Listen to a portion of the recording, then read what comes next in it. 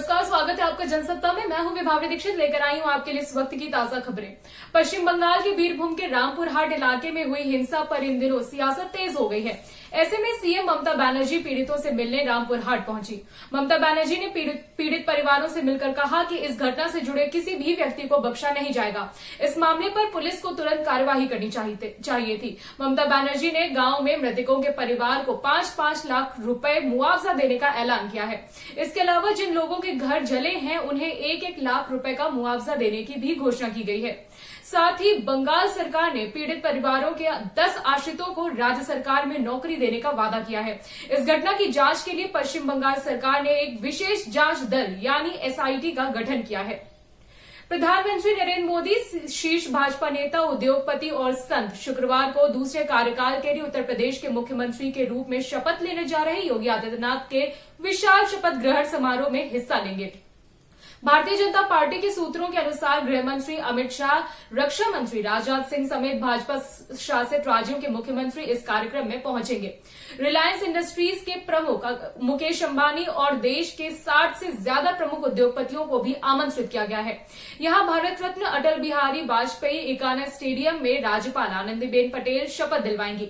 इस समारोह को भव्य स्वरूप देने के लिए पिछले कई दिनों से जोर शोर से तैयारियां चल रही हैं। भारत रत्न अटल बिहारी वाजपेयी इकाना स्टेडियम को जाने वाली सड़कों को रोशनी से सजाया गया है। मुख्य सड़क पर प्रधानमंत्री नरेंद्र मोदी, गृह मंत्री अमित शाह और आदित्यनाथ के कट आउट भी लगाए गए हैं।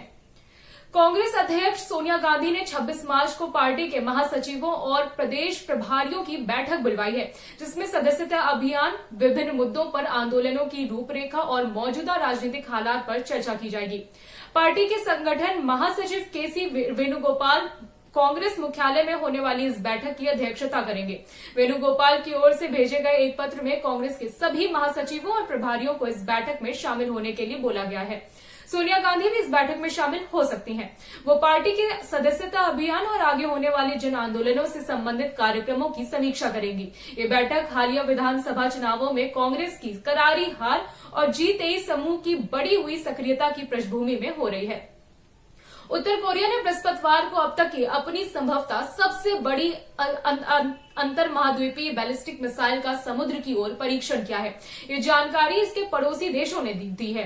उत्तर कोरिया चाहता है कि विरोधी देश उसे परमाणु शक्ति से लैस राष्ट्र के रूप में स्वीकार करते हुए उस पर लगे सारे प्रतिबंधों को हटा ले। ये परीक्षण अमेरिका और दक्षिण कोरियाई सेना के उस बयान के बाद आया है, जिसमें कहा गया था कि उत्तर कोरिया लंबी दूरी के अंतर महाद्वीपीय मिसाइल के परीक्षण की तैयारी कर रहा है। उत्तर कोरिया ने इस मिसाइल का अनावरण 2020 में किया था। दक्षिण कोरियाई सेना ने जल, थल और हवा में अपनी मिसाइल का परीक्षण कर उत्तर कोरिया के मिसाइल परीक्षण का जवाब दिया है।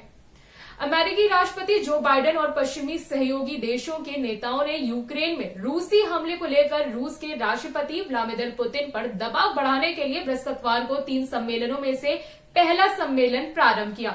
बाइडेन और नाटो के दूसरे नेताओं ने गठबंधन के मुख्यालय में मुलाकात की, जहां उन्होंने अपने सम्मेलन से सबसे पहले एक सामूहिक तस्वीर भी खिंचवाई। उनका सम्मेलन कई घंटों तक चला। यूरोपीय कूटनीतिक राजनीति ब्रसेल्स नाटो की एक आपात बैठक की मेजबानी कर रहा है।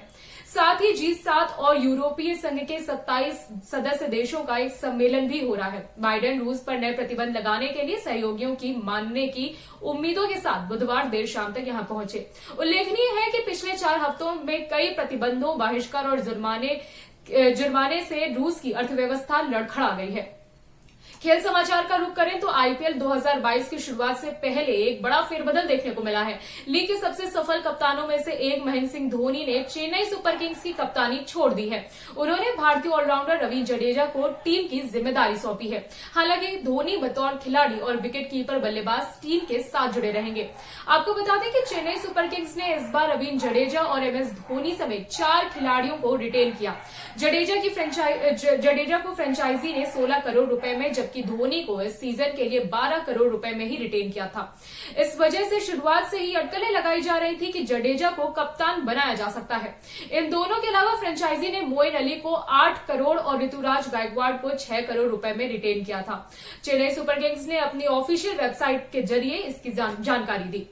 अभी के लिए बस इतना ही। बाकी देश दुनिया से जुड़ी हर खबर के लिए बने रहिए जनसत्ता के साथ। धन्यवाद।